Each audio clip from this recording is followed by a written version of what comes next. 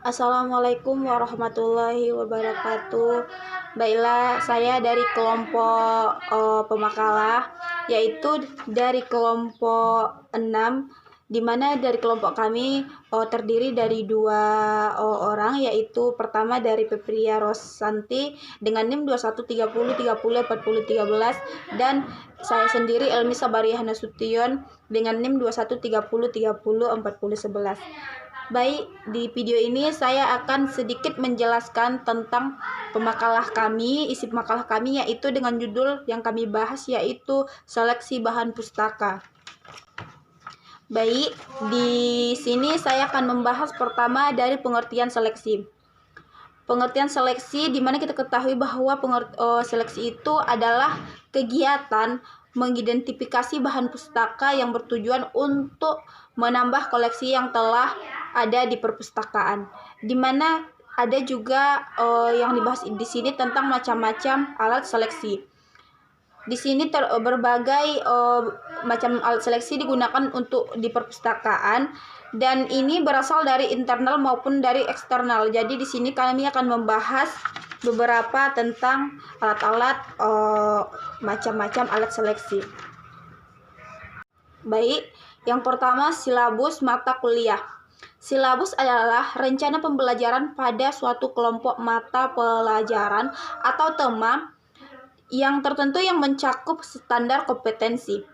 Kompetensi dasar materi pemokok atau pembelajaran atau kegiatan pembelajaran, indikator penilaian alokasi waktu, dan sumber bahan alat belajar.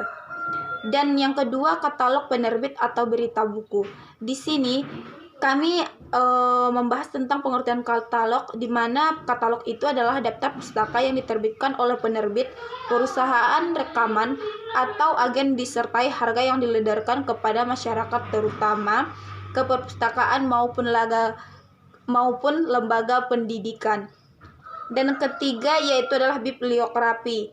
Bibliografi ini adalah daftar pustaka atau daftar literatur.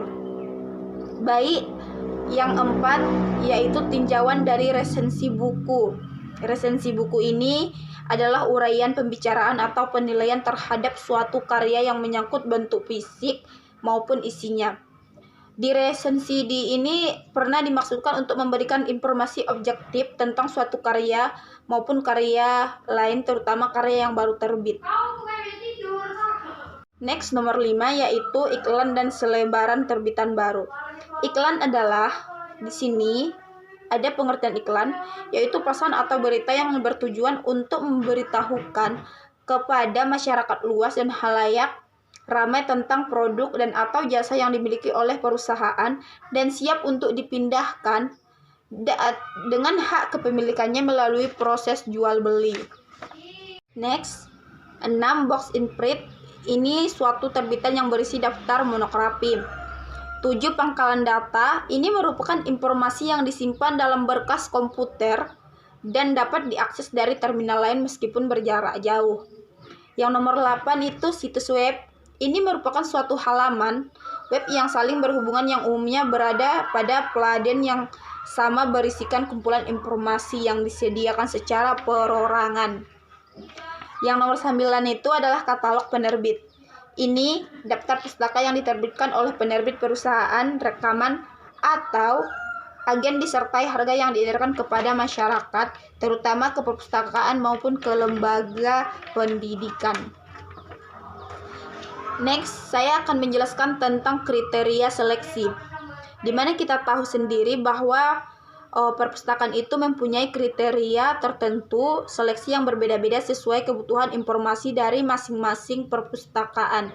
Jadi di sini saya akan membahas yang pertama, tinjauan cakupan dan kelompok pembaca, di mana bahan pustaka yang dipilih harus mempertimbangkan secara sungguh-sungguh kesesuaiannya dengan tujuan, cakupan, dan pengguna perpustakaan yang bersangkutan.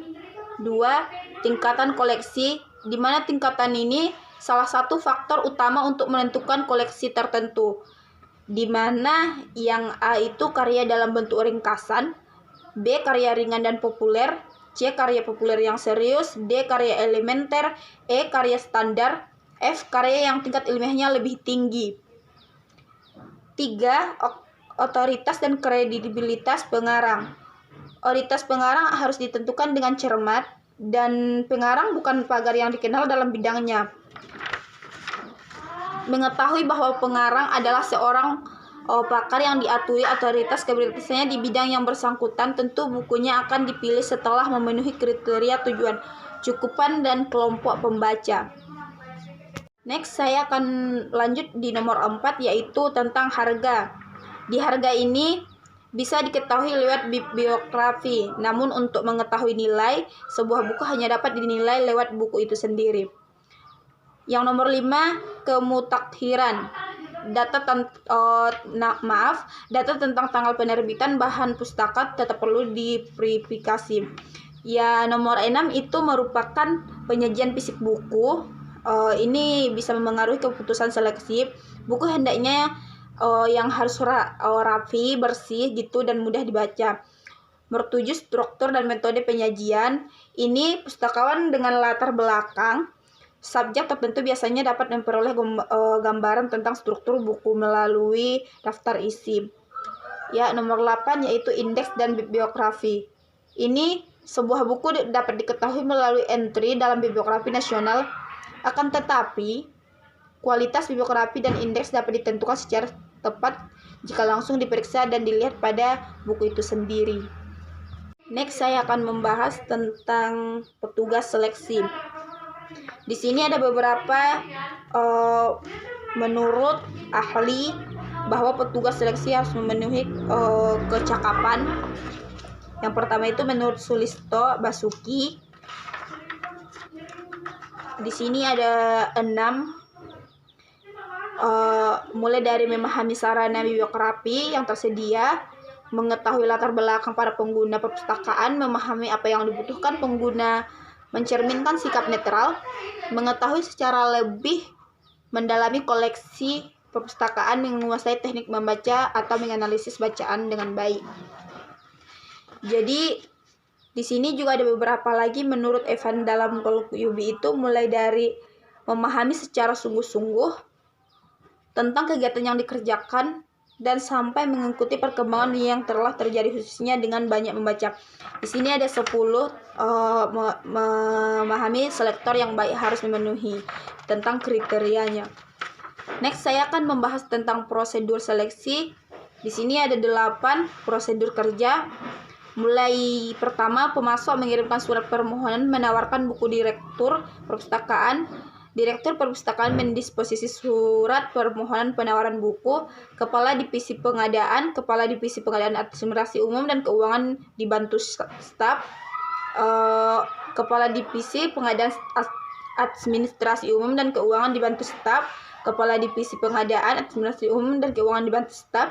Kepala Divisi Pengadaan Administrasi Umum dan Keuangan berkonsultasi pada direktur untuk pemesanan bahan perpustakaan. Kepala Divisi Pengadaan Administrasi Umum dan Keuangan dibantu staf. Dan saya akan melanjutkan di mana tentang seleksi bahan pustaka. Di sini pustaka akan dipilih sesuai dengan kebijakan perpustakaan, di mana kemampuan pengguna yang dilayani, dana, tenaga, dan pengolah yang tersedia di perpustakaan menjadi pertimbangan pokok dalam melakukan seleksi. Yang pertama, alat bantu seleksi. Alat bantu ini dapat membantu pustakaan untuk memutuskan apakah bahan pustaka itu diseleksi, karena informasi yang diberikan dalam alat bantu tersebut tidak terbatas pada data bibliografis. Baik, di sini ada contoh alat bantu seleksi, yaitu tinjauan buku, bahan pustaka, daftar judul untuk jenis perpustakaan tertentu, katalog perpustakaan, dan indeks. Dan di sini ada alat indeks dan verifikasi, di mana alat bantu seleksi yang hanya mencantumkan dan biografi bahan pustaka. Kadang-kadang dengan harga. Alat seperti ini dipakai untuk mengetahui judul yang akan diterbitkan. Tahapan seleksi bahan pustaka ini dilakukan untuk keberhasilan kegiatan pengembangan koleksi. Seleksi bahan pustaka dilakukan dengan pemilihan bahan pustaka yang akan dilayani untuk pengguna dengan pemilihan bahan pustaka. Ada ketetapan pemilihan koleksi ditentukan oleh beberapa prinsip penyelesaian bahan pustaka, di mana antara lain pemilihan bahan pustaka yang tepat untuk pengguna perpustakaan, permintaan pengguna, pemilihan bahan pustaka harus benar-benar dapat mengembangkan dan memperkaya pengetahuan pengguna. Setiap bahan pustaka harus dibina berdasarkan rencana tertentu.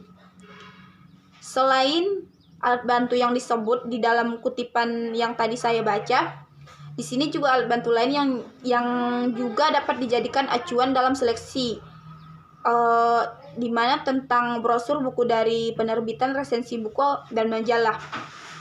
Dan dalam pelaksanaan seleksi bahan pustaka, hendaknya kita juga memperhatikan pedoman dalam penentuan kebijakan pengembangan koleksi, di mana dari relevansi, kelengkapan, atau kemutahiran. Next, kerjasama dan alat bantu seleksi. Dan kita akan membahas tentang prinsip pemilihan bahan pustaka. Dengan kita memilih pemilihan ini, dalam pemilihan bahan pustaka ini harus memiliki beberapa prinsip dan kita harus memenuhi kebutuhan pengguna secara efisien dan optimal. Menurut di sini Suyatimah ada 4 prinsip dalam pemilihan bahan pustaka yang harus kita pilih dengan cermat dan disesuaikan. Di sini yang pertama, minat dan kebutuhan masyarakat pemakai. Kita harus mempunyai minat dalam kebutuhan masyarakat pemakai, itu mungkin yang dimaksudnya. Yang kedua itu tujuan, fungsi, dan ruang lingkup layanan perpustakaan.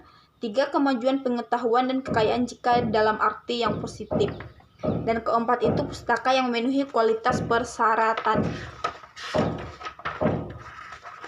Dari prinsip pemilihan bahan pustaka ini, kita bisa mengambil bahwa dalam pemilihan bahan pustaka, jadi kita harus mempunyai 4 yang harus kita sesuaikan dan kita cermat supaya kita bisa memilih bahan pustaka yang baik, yang betul.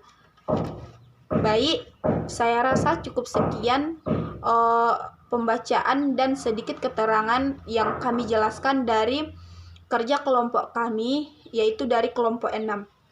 Tadi saya mulai dengan ucapan salam dan ini pun saya akhir dengan ucapan Assalamualaikum warahmatullahi wabarakatuh.